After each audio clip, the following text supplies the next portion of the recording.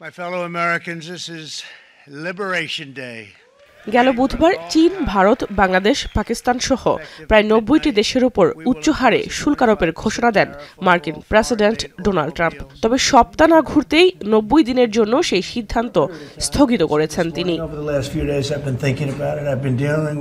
ট্রাম্পের শুল্ক আরোপের সিদ্ধান্ত থেকে সরে আসার কারণ কি? সপ্তাহ জুড়ে এই বিষয়ে অনড় থাকা ট্রাম্প কেন হঠাৎ পিছু হটলেন? মার্কিন শুল্ক আরোপের সিদ্ধান্ত স্থগিতের পরই ট্রাম্পের এই খবরটি সামাজিক যোগাযোগ মাধ্যমে বেশ ঘুরপাক খাচ্ছে, যেখানে বলা হচ্ছে বিভিন্ন দেশের নেতারা তার কাছে ধন্যা দিয়েছেন বলেই তিনি চীন ব্যতীত অন্যান্য দেশের উপর সম্পূরক শুল্ক আরোপ ৩ মাসের জন্য স্থগিত করেছেন।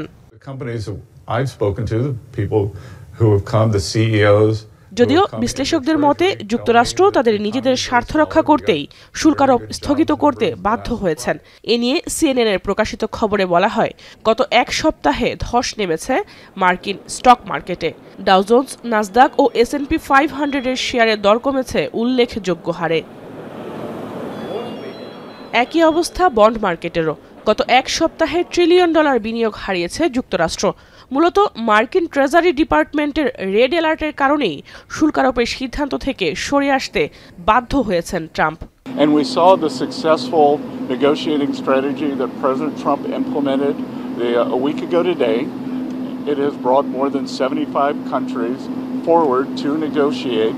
China is the most imbalanced economy in the history of the modern world, and they are the biggest source of the U.S. trade problems.